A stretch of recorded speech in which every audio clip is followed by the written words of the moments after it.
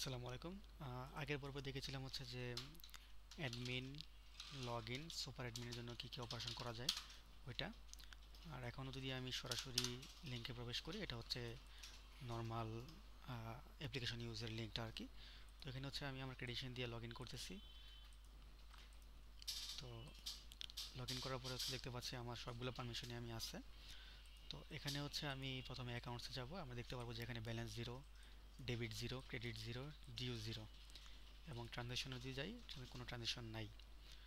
এবং এখানে ছোট একটা ট্রানজেকশন আছে, এখান থেকে আপনি ট্রানজেকশন দেখতে পারবেন। তো আজকে কথা বলবো হচ্ছে অ্যাকাউন্টস নিয়ে আর কি।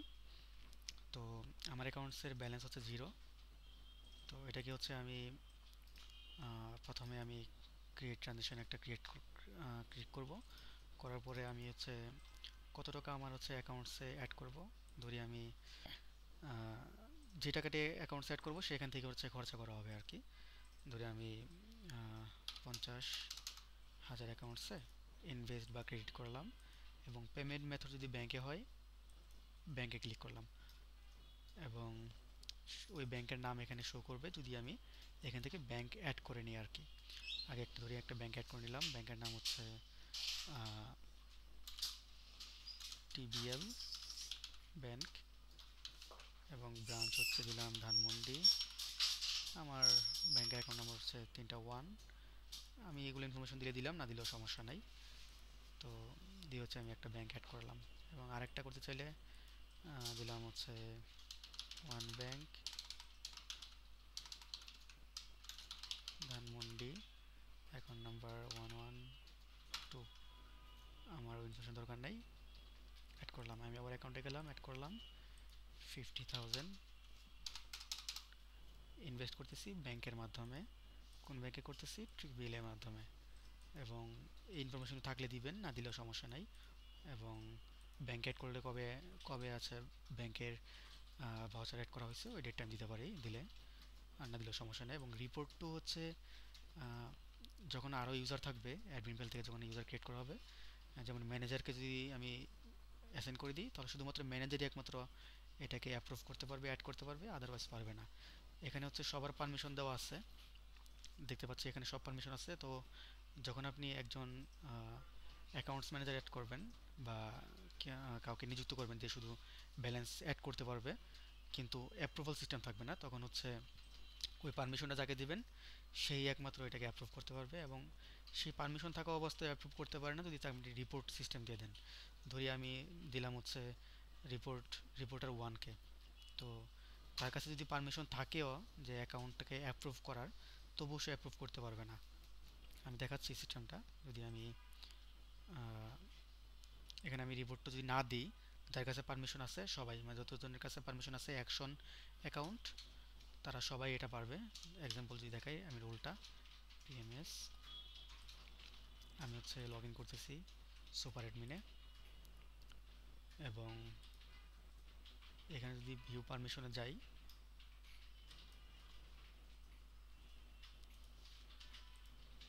দেখতে পাচ্ছি যে এখানে account view, create, update, action. তো অ্যাকাউন্ট অ্যাকশন যার কাছে আছে সে অ্যাকসেপ্ট করতে পারবে বা রিজেক্ট করতে পারবে।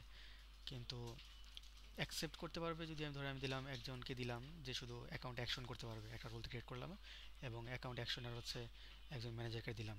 কিন্তু ম্যানেজার যদি আমি 2-3 জন আছে, এখন যদি আমি যাকে রিপোর্ট করব সেই একমাত্র অ্যাকসেপ্ট করতে পারবে, তার কাছে অ্যাকশনে পারমিশন থাকা সত্ত্বেও। আর যদি এটা না দিই, যাদের কাছে অ্যাকশন পারমিশন আছে তারা সবাই অ্যাকসেপ্ট করতে পারবে। কিন্তু আরেকটা বিষয় হচ্ছে যদি আমি অ্যাকশন পারমিশন রিপোর্ট করলাম এমন একজনকে, তার কাছে আবার অ্যাকশন পারমিশন নাই, তাহলে সে তার তাকে রিপোর্ট করা হলেও সেও অ্যাকসেপ্ট করতে পারবে না। এবং অ্যাকশন ম্যানেজার যারা আছে তারা কেউ অ্যাকসেপ্ট করতে পারবে না। ওই লোকটাকে জাস্ট অ্যাকশনের পারমিশন দিয়ে তাকে দিয়ে অ্যাকসেপ্ট করাতে হবে। তো রিপোর্টটা হচ্ছে খুব সাবধানে করতে হবে যে কাকে পারমিশন দিয়ে রাখছি এরকম আর কি। ম্যানেজার হিসেবে আগে অ্যাসাইন করে রাখতে হবে নামের পাশে, বা দিয়ে দিলেন যে ম্যানেজার। তো রিপোর্টটা হচ্ছে বেশি ইউজ হয় না, এই জন্য হচ্ছে রিপোর্টও অপশনাল রাখা হয়েছে। যদি স্পেসিফিক কোনো দরকার পড়ে তখন হচ্ছে এটা ইউজ করলে বেটার, এমনিতে এটা ইউজ করার দরকার নেই। আর রিমার্কস আপনি কি পারপাস ইউজ করতেছেন এটা পারপাস রেখে রাখলেন, রিমার্কস বা কমেন্ট যেটা বলেন আর কি। যেমন লিখলেন যে আহ, এটা কোনো একটা প্রজেক্টের জন্য ইউজ করতেছেন, বাজেট রাখছিলেন এটার জন্য ডিরেক্ট আপনি নিড করছেন। ধরি আমি সুন্দরবন প্রজেক্টের জন্য উদ্দেশ্যে আর কি, সুন্দরবন প্রজেক্টের উদ্দেশ্যে আপনি এটা ইনভেস্ট করতেছেন, ট্রানজাকশন ক্রিয়েট করা হলো। এটা কিন্তু এখন আমার অ্যাকাউন্টে অ্যাড হয়নি। এখন যদি আমি অ্যাপ্রুভ করি এটা এখানে অ্যাড হবে। তার আগে যদি আমি পারমিশনটা অফ করে দিই, এক্সাম্পল দেখাই, ইউজারে গেলাম, সরি ভিউ রোলে গেলাম, অ্যাডমিনে গেলাম, আমি অ্যাকশনটা রিমুভ করে দিলাম। এখন যদি আমি এখানে রিফ্রেশ দিই, আমি যদি অ্যাপ্রুভ করিও অ্যাপ্রুভ হবে না, কারণ আমার কাছে পারমিশন নেই। এখন যদি আমি অ্যাকাউন্ট পারমিশন দিয়ে দিই সুপার অ্যাডমিন থেকে, এখন যদি ট্রাই করি, এক্সাম্পল দেখাচ্ছি আর কি, তখন এটা অ্যাপ্রুভ হবে এবং টাকা অ্যাড হয়ে যাবে। এবং এটার হিস্টোরি হচ্ছে আমি এখানে দেখতে পারবো ট্রানজাকশন হিস্টোরিতে যে কখন অ্যাড হয়েছে, এবং ওপেনিং ব্যালেন্স, ক্লোজিং ব্যালেন্স, একটা রিমার্কস থাকলো। তো আমি আরেকটা অ্যাড করলাম এবং কোন ব্যাংকে হয়েছে, ব্যাংকে ক্লিক করলে এটা ডেটাটা শো করবে এখানে। আর ব্যাংক ছাড়া আমি সরাসরি যদি ইনভেস্ট করি, যে আমি 30,000 ক্যাশ, এবং সেটা ক্যাশে করা হয়েছে, রিপোর্টটা দরকার নাই, আমি জাস্ট ট্রানজাকশন ক্রিয়েট করলাম, অ্যাপ্রুভ করলাম, অ্যাড হলো। তো এই হচ্ছে আমার ট্রানজাকশন। তো এটা হচ্ছে ইনভেস্ট করার। এখন যদি যে আমি আরেকটা ট্রানজাকশন করব, সেটা ডেবিট, কোনো একটা কারণে আমার ব্যাংক থেকে টাকা উইথড্র করা লাগছে, ধরি আমি 5,000 টাকা উইথড্র করলাম কোনো একটা পারপাসে, কোন ব্যাংকের মাধ্যমে করলাম ওই ব্যাংকটা উল্লেখ করে দিলাম, রিকোয়ার্ড ক্যাশ, আমি ম্যানেজারকে, যে ম্যানেজ থাকবে সে জাস্ট অ্যাপ্রুভ করবে এবং ব্যাংক থেকে উঠে নিয়ে আসলো, এবং এটা রেড কালার হয়ে আসলো। ওপেনিং ব্যালেন্স কত ছিল, 80,000, 5,000 উঠাইছে, এখন 75,000। তো এটা হচ্ছে অ্যাকশনের ডিটেলস। ধরি আরেকটা করলাম, আরেকজন রিকোয়েস্ট করলাম যে আমি 10,000 উইথড্র করব ডেবিট, এবং সেটা ক্যাশ থেকে নিয়ে যাব হ্যান্ড বা অনলাইন ট্রান্সফার। তো রিপোর্টটা আমি দেওয়া দরকার নাই, এমনি, এবং ম্যানেজার সেটাকে ক্যান্সেল করলো। তো এটা কোনো কিছু, কোনো ট্রানজেকশনই হবে না, যা আছে তাই থাকবে, এবং সেটা ট্রানজেকশন কোনো লিস্টও অ্যাড হবে না, এটা হাইলাইট হয়ে আছে। আমি স্ট্যাটাস থেকে এটা ফিল্টার করতে পারবো, যেগুলো অ্যাপ্রুভ আছে শুধু সেগুলোই দেখবো, দেখা যাচ্ছে।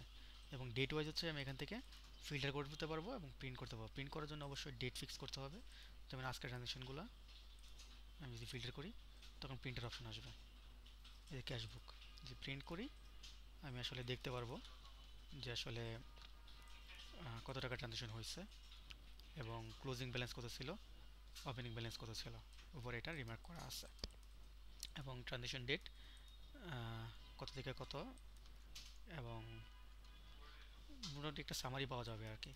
এবং ওই ট্রানজেকশন লাস্ট ডেট, লাস্ট টাইমে হচ্ছে ক্লোজিং কত ছিল, ওপেনিং কত ছিল ওই ডেটে। তো এ হচ্ছে আপনার অ্যাকাউন্টসটাকে কীভাবে ইউজ করতে পারেন, এবং এটার হিস্টোরির কিছু শর্ট মেনু আছে উপরে, অ্যাড আইকন, হিস্টোরি আইকন, এবং এখানে কিছু ডিটেলস, এবং ডিউ কিন্তু জিরো, এটা হচ্ছে প্রজেক্ট ওয়াইজ ডিউগুলো অ্যাড হবে আর কি। তো অ্যাকাউন্টসের পর্বটা আমি এখন শেষ করলাম, তারপরে হচ্ছে প্রজেক্ট বা ভেন্ডর মেটেরিয়াল নিয়ে একটা সেশন করব, এটা হচ্ছে অ্যাকাউন্টস এবং ব্যাংকিংয়ের সেকশনটা আর কি। ধন্যবাদ।